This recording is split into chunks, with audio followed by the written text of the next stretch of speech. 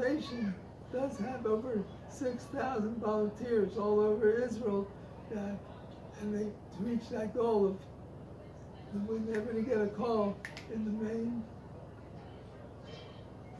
place, they should be able to find someone who's within 90 seconds of reaching that person. Very, very amazing biography. It's called 90 Seconds. It's biography of Olivier. So, a life of gratitude. Now, when you read that book, it's so easy to feel, wow, he did so much kindness. Wow. So the answer is, first of all, be happy to somebody that did acts of kindness. But also, what way can I become a kinder person? How can I become kinder? What way might I be able to be helpful to people that I'm not, I could do, but I'm not doing yet, and upgrade. That's why I love the word upgrade. But the goal is to keep upgrading how we are. Comments, questions so far?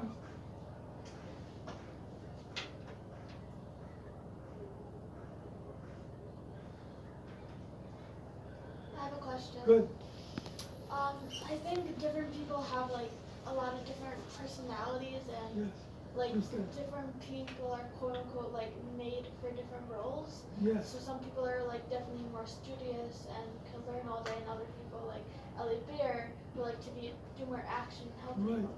Do you think like someone that's made for some like more like a Torah learner should try to become to do more helping people to do more chesed, or you think they should just like Usually be like it a won't chef? work.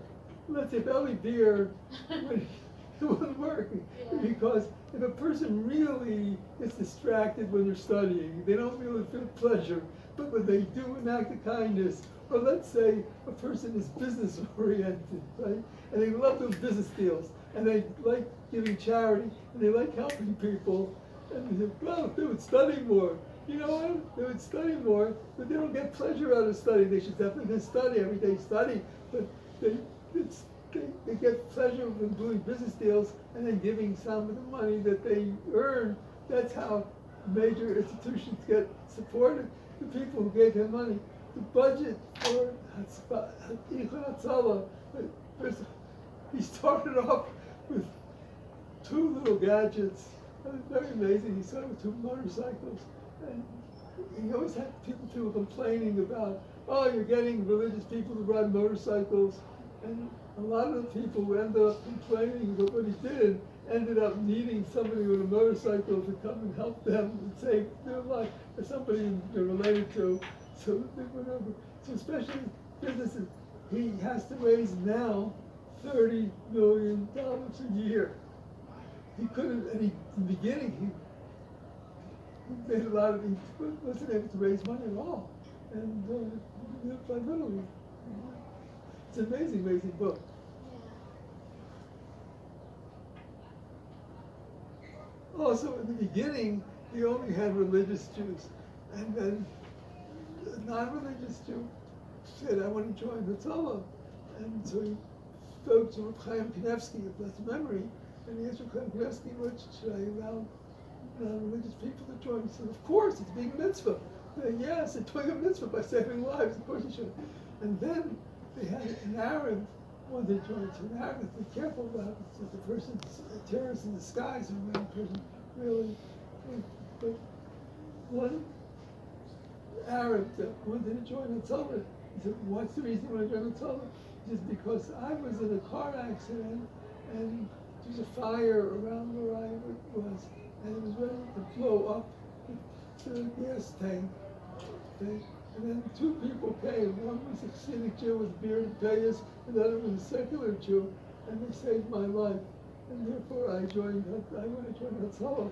And so they did a security checkup for him, and so they let him be in Hatzalah very much. So they had, they help anybody. There's no condition to who a person is, and what a person does. Anybody in the world, anybody that needs help, they help.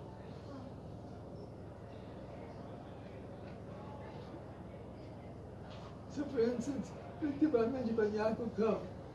Why does everybody enjoy learning as much as he did.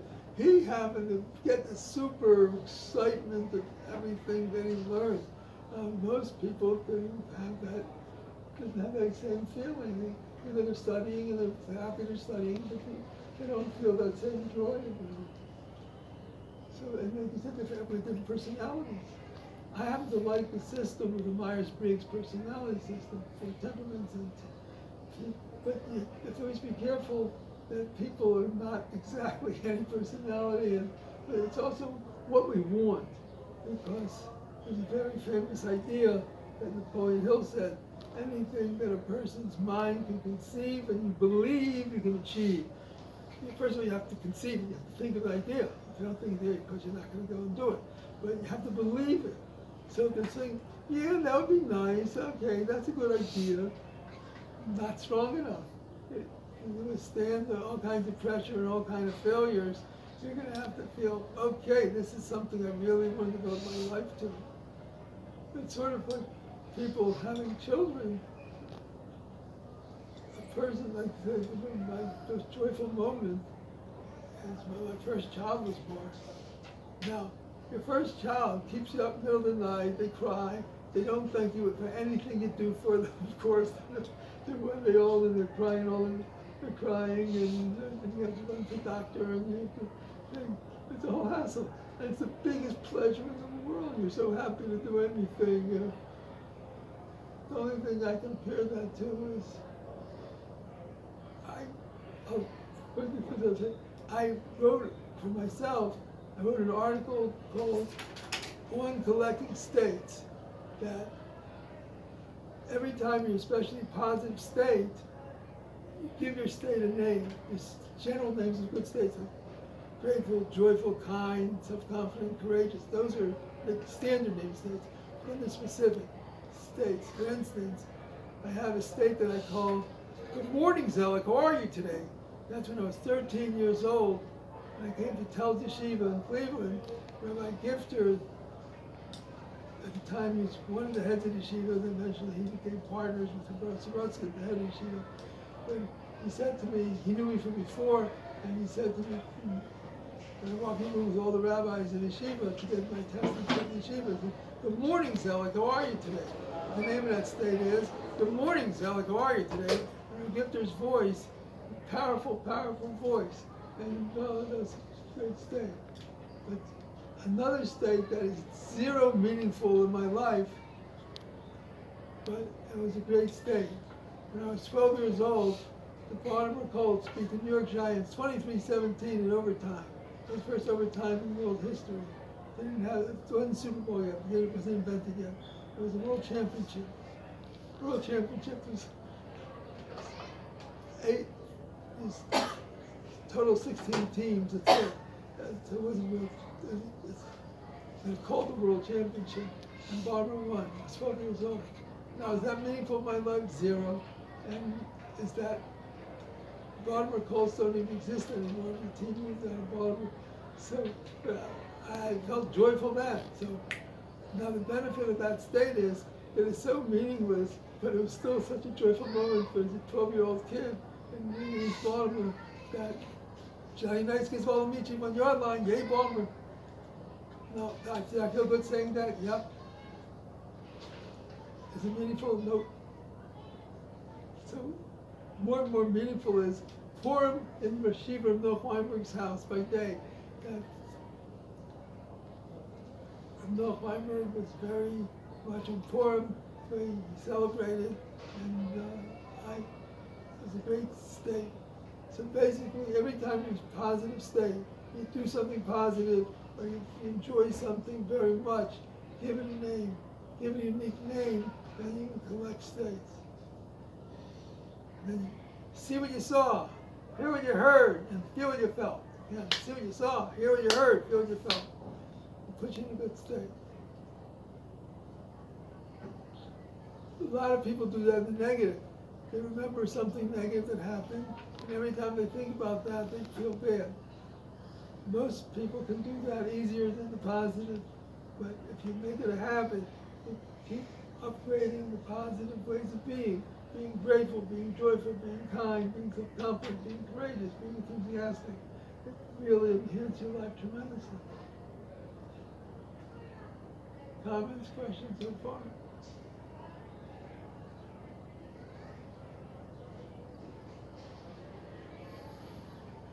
Can you talk more about how to be courageous? Huh? Pardon? Just go on. Courageous. Courage, okay. So courage. Now, this is a challenge of a courage. You have to do something you're afraid to do to build your courage. Because if it's too easy, you don't have to be that courageous. So the way you build courage is you do something that's hard for you to do, you don't feel like doing it, and you do it anyways. So by definition, it's hard to build up courage, but it's very, very, very meaningful. So when you ever do something that you found hard to do, say, this too will upgrade my courage. This too will keep upgrading my courage. Now let's say that you don't have the courage to do something, let's say fundraise. So you practice. Would you like to give $1 million to an organization? Now, let's say I find it hard to do that to somebody. So I practice mentally.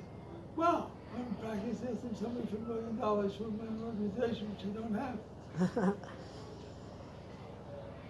So you can imagine the situation to practice it.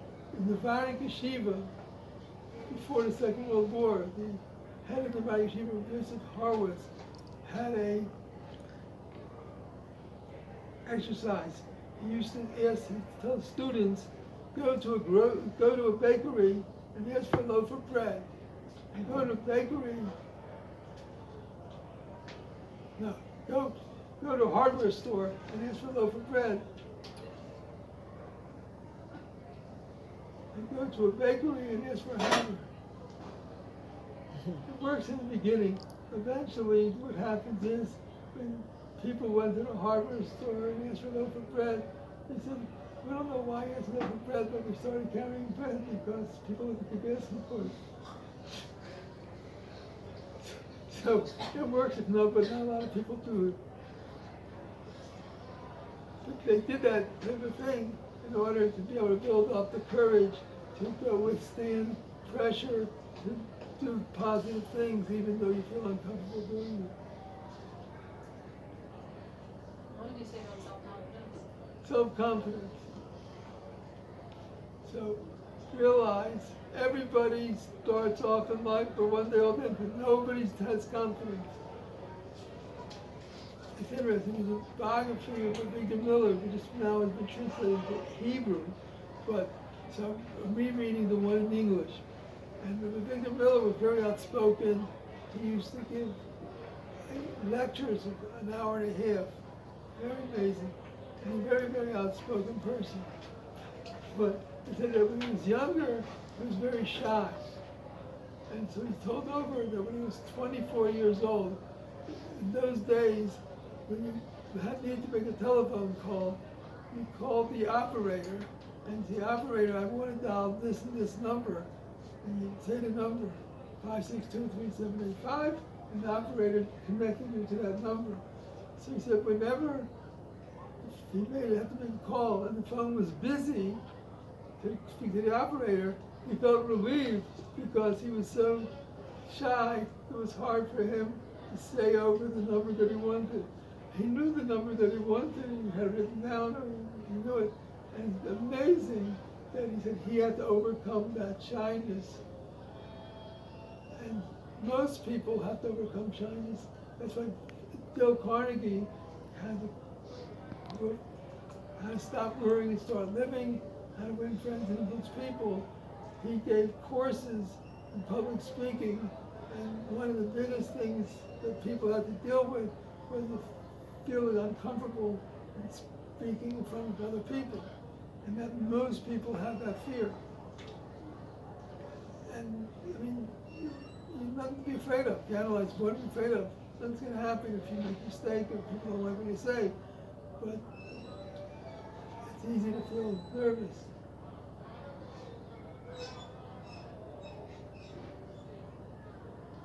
And so every time you do something that you're nervous about, say, this too will build up my self-confidence and this will build up my courage. So if you're afraid, you build up your courage, and self-confidence is whenever you do something over and over again, you get more confident you can do it. Like if somebody asks you, how many is 5 times 5? So when you were 1 year old, did you know what 5 times 5 is 25? Of course not. How did you learn it? Until you repeat it over and over again, over and over again. That was you learn the multiplication table by repetition. So we can mentally practice anything we want to mentally practice. Visualizing. The word visualizing is an important word. Visualize yourself being the way you wish to be. And anything that's hard to be is visualize. So we'll summarize today's class. We keep upgrading. Let's all say together. Day and every day I keep upgrading my being grateful. Everybody go. Today and every day I keep upgrading my being grateful. Today and every day I keep upgrading my being joyful. Today and every day I keep upgrading my being kind. Today and every day I keep upgrading being self-confident. Today and every day I keep upgrading courageous. Today and every day I keep upgrading my being fantastic. And please download these 6 wonderful habits for a wonderful life. You'll see you'll be happy you did. Thank you. Thank you. Oh, there's a people from Philadelphia. From school, we once went to Philadelphia. I remember we went through the heart. They had a heart, and we walked through the heart. And we also had a tic-tac-toe game. I doubt if they still have it. The tic-tac-toe game was a wall. You press, they still have it. They still have that. That's funny. Did the heart? They still have the heart in the heart too? They do, yeah. Yeah, they do. Yeah. The heart is understandable. Yeah. You walk through heart. But tic-tac-toe, through computers today, you can have chess games. Yeah. So in those days, when I was a little kid, nobody had chess. Wow, you play tic-tac-toe. By the way, Rabbi, I still have mine from like 4 years ago. Oh, wow, great. Good size. People, wow. Thank you. Okay, Sure. good. I got upgraded.